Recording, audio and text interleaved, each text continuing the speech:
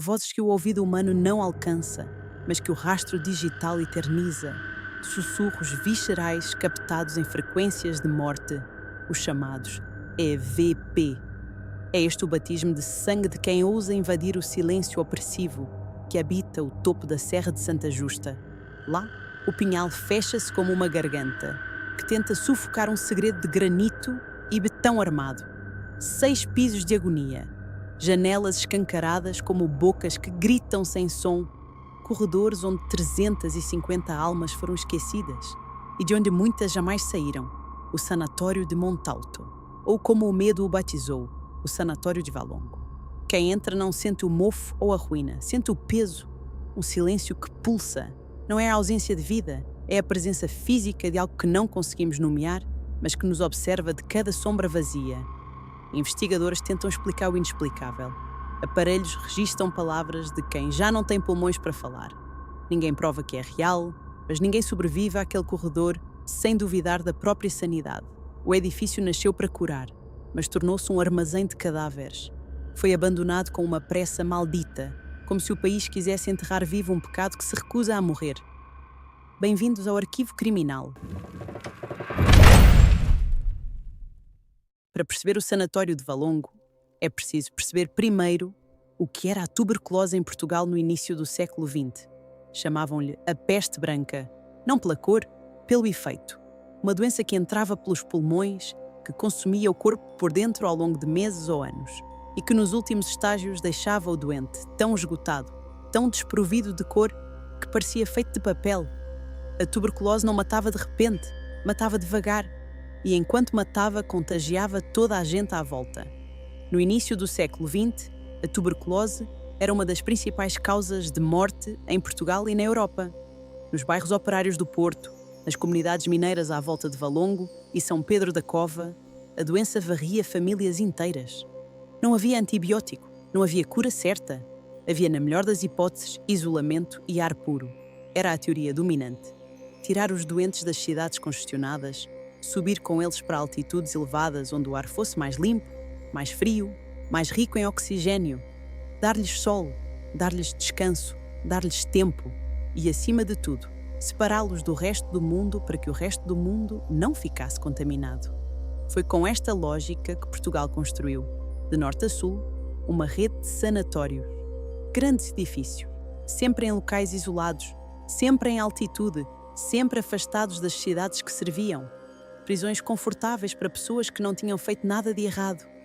Em 1930, o professor António Elísio Lopes Rodrigues fundou a Assistência aos Tuberculosos do Norte de Portugal, a ATNP.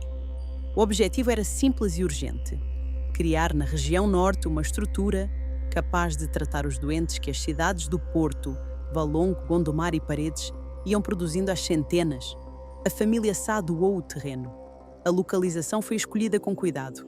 O Monte de Santa Justa, na Serra de Valongo, a uma altitude de 367 metros, a menos de 6 quilómetros da cidade do Porto, isolado o suficiente para conter a doença, próximo o suficiente para ser alcançável. A obra foi entregue ao arquiteto Júlio José de Brito, o mesmo arquiteto que tinha desenhado o Coliseu do Porto, o mesmo que tinha projetado o Teatro Rivoli, um homem com sentido de escala, com rigor de composição, com a ambição de construir não apenas um hospital, mas um monumento. O Sanatório de Montalto, na sua concepção, era isso. Uma estrutura de 6 pisos sobre uma área de 88 mil metros quadrados, o equivalente a 9 campos de futebol. Grandes janelas para a entrada máxima de luz solar, terraços amplos onde os doentes pudessem repousar ao ar livre, a chamada helioterapia. Corredores longos que percorriam o edifício de ponta a ponta, desenhados para circulação de ar constante. Uma capela dedicada a Nossa Senhora dos Enfermos. Espaços verdes, jardins, instalações que, para os padrões da época, eram de excelência. Em Valongo e São Pedro da Cova, nos anos em que as obras decorriam, poucas eram as famílias que não tinham alguém com tuberculose. As minas de Ardósia de Valongo chegaram a empregar mais de 300 mineiros. As minas de carvão de São Pedro da Cova tinham mais de 1.800 funcionários. A silicose e a tuberculose eram doenças profissionais nestas comunidades. O pó das minas instalava-se nos pulmões e preparava o terreno para tudo o resto. geração após geração de homens que desciam para as entranhas da terra e saíam com os pulmões marcados.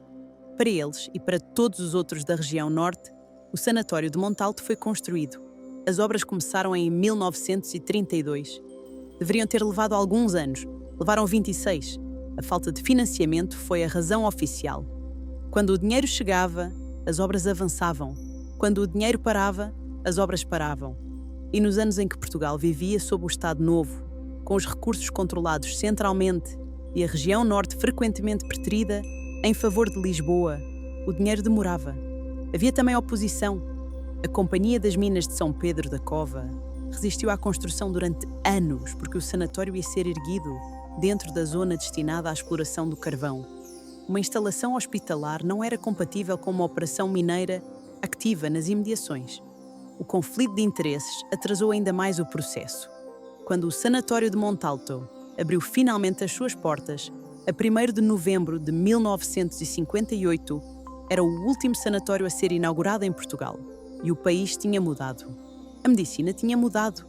A streptomicina, o primeiro antibiótico eficaz contra a tuberculose, fora descoberta em 1943. Em 1952, a isoniazida revolucionou o tratamento. O modelo de internamento prolongado em sanatórios de altitude, que tinha sido a única resposta disponível durante décadas, estava a ser substituído pelo tratamento ambulatório. O doente tomava a medicação em casa, sem precisar de ser internado, sem precisar de ser isolado. O sanatório que levara 22 anos a construir chegou ao mundo num momento em que o mundo já não precisava tanto dele, mas chegou assim mesmo. A cerimónia de inauguração durou 2 dias. Houve serviço religioso na capela de Nossa Senhora dos Enfermos. Foi descerrada uma lápide comemorativa. Os primeiros doentes admitidos foram veteranos da Primeira Guerra Mundial. A lotação inicial era de 50 camas num edifício desenhado para 300. Durante os anos seguintes, o sanatório funcionou. Chegou a albergar 350 pessoas em simultâneo. Tratou mineiros com silicose e tuberculose das minas vizinhas. Recebeu doentes de toda a região norte. Teve enfermeiras, médicos, um padre, uma cozinha, uma lavandaria, uma farmácia. Teve vidas que entraram com esperança e saíram curadas. E teve vidas que entraram e não saíram de forma nenhuma. Quantos morreram aqui, com exatidão, não está documentado em registros acessíveis ao público. O que se sabe é que era um sanatório ativo, com doentes em estados avançados de uma doença grave durante 17 anos. A morte neste tipo de instituição não era exceção, era parte do funcionamento. No início dos anos 70, a tuberculose estava controlada de forma suficiente para que os internamentos em sanatório deixassem de fazer sentido. O processo de encerramento do Sanatório de Montalto começou em 1972. O número de doentes diminuía mês a mês. Pensou-se em converter o edifício num hospital psiquiátrico. Pensou-se em usá-lo para os retornados das colónias. Nenhuma das alternativas avançou. O sanatório foi oficialmente encerrado em 1975. A Revolução de 25 de Abril de 1974 mudou tudo em Portugal. E no Sanatório de Montalto mudou-o de uma forma particular. O sanatório tinha sido construído e operado durante o Estado Novo. Era uma instituição do regime, financiada, gerida, associada a uma época que, após a Revolução, muita gente queria apagar. O último funcionário saiu do edifício pouco depois do 25 de Abril, antes mesmo do encerramento oficial em 1975. E quando saiu, não ficou mais ninguém para guardar o que estava lá dentro. O saque foi rápido e metódico. Tudo o que tinha valor foi levado. Equipamento médico, mobiliário, instalações elétricas, canalizações, tudo o que podia ser arrancado foi arrancado. O que não podia ser levado foi destruído. Bombeiros e proteção civil fizeram treinos e simulacros no edifício durante anos, rebentando paredes, testando estruturas. O que sobrou foi a estrutura, as 6 paredes de granito e betão armado, os corredores, as janelas abertas para a serra e o silêncio que se foi instalando à medida que a memória do que aquele lugar tinha sido foi desaparecendo das gerações mais novas. Em 1998, o Partido Comunista Português apresentou na Assembleia da República uma proposta para converter o edifício numa pousada de juventude. A proposta foi rejeitada. Em 2001, foi apresentada uma proposta semelhante, também rejeitada. A razão, entre outras, era a cláusula da doação original da família Sá. O terreno tinha sido cedido especificamente para tratamento de tuberculosos. Qualquer utilização diferente entrava em conflito com os termos originais. E assim o sanatório de Montalto ficou, abandonado, mas não demolido, degradado, mas não desaparecido. Um edifício de 88 mil metros quadrados, num monte a 367 metros de altitude, visto do porto em dias de boa visibilidade, a apodrecer devagar, mas a apodrecer à vista de toda a gente. A partir dos anos 2000, a internet fez o que a administração não tinha feito. Deu ao sanatório uma segunda vida. Fóruns de locais abandonados, grupos de urbex, comunidades paranormais. O sanatório de Valongo tornou-se um dos destinos de dark tourism mais conhecidos de Portugal. Aos fins de semana, havia dias em que o número de visitantes lembrava, como alguém escreveu, uma romaria. E é aqui que o roteiro muda de natureza. O que se passou até agora é história verificada. Datas, nomes, documentos, fontes. O que se segue são relatos, testemunhos de pessoas que entraram neste edifício e saíram com algo que não conseguiam explicar. Não os tratamos como facto. Tratamo-los como o que são. Histórias que circulam à volta deste lugar e que, independentemente da sua origem, dizem algo sobre o peso que este edifício carrega na memória coletiva. O primeiro tipo de relato é o mais comum. Pessoas que percorrem os corredores do sanatório e descrevem a sensação de não estar sozinhas. Uma presença que não é visível, mas que é sentida. Uma resistência no ar. Um desconforto que não é medível, mas que é consistente. A mesma descrição de pessoas diferentes que se visitaram em datas diferentes, sem terem comunicado entre si. O segundo tipo envolve o que os investigadores de fenómenos paranormais chamam EVP, Electronic Voice Phenomena, registros de áudio captados dentro do edifício que, quando analisados, contêm frequências ou padrões que soam a vozes. Não são audíveis em tempo real, aparecem na gravação. Foram publicados vários registros deste tipo feitos no sanatório de Montalto. Nenhum deles verificava com certeza, todos eles perturbadores o suficiente para continuar a circular. O terceiro tipo é o mais difícil de categorizar, porque não envolve sensações ou registros de áudio.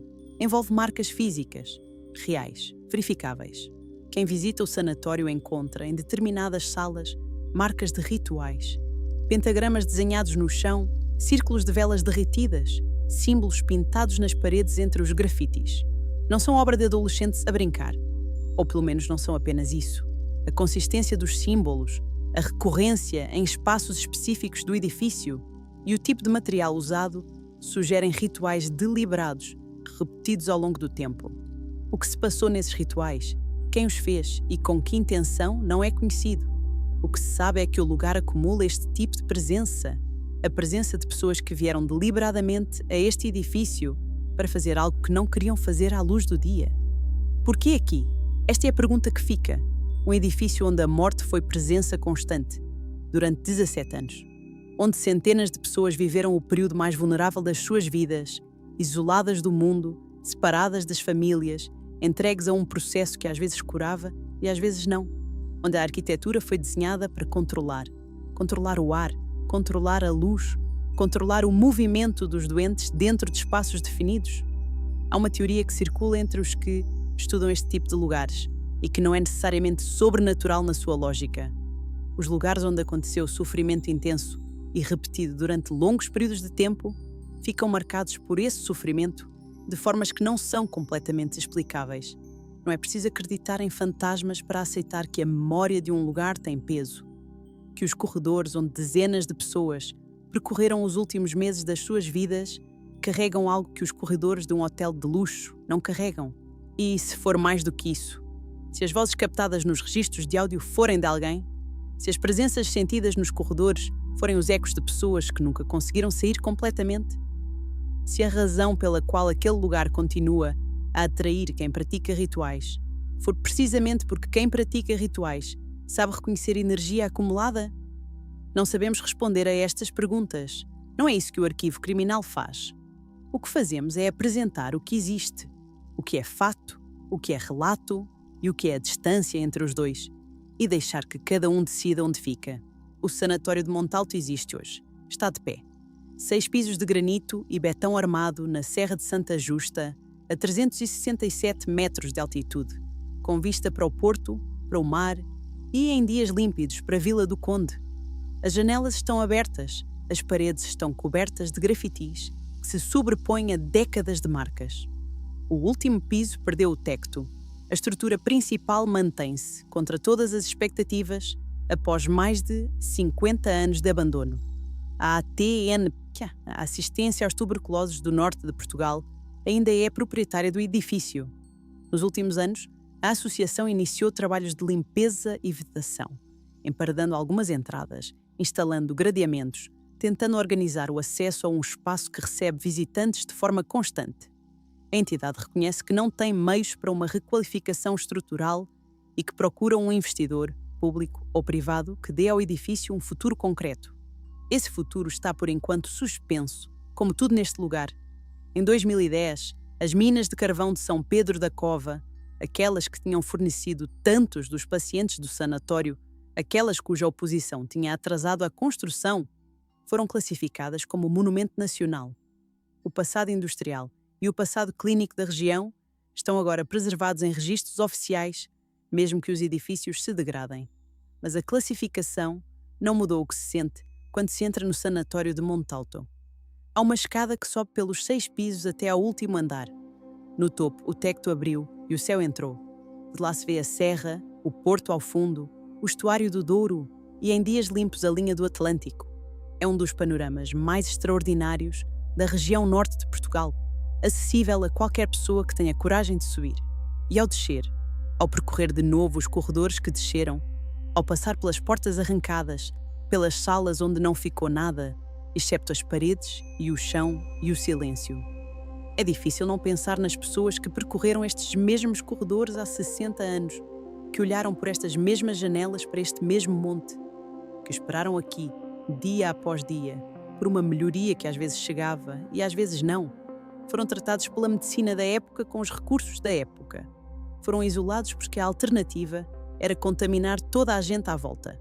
Foram enviados para um monte a 367 metros, porque alguém decidiu que o ar puro podia fazer o que os médicos ainda não conseguiam. Morreram alguns, sobreviveram muitos, e depois o edifício que os acolheu foi saqueado, vandalizado, esquecido e entregue a décadas de degradação silenciosa.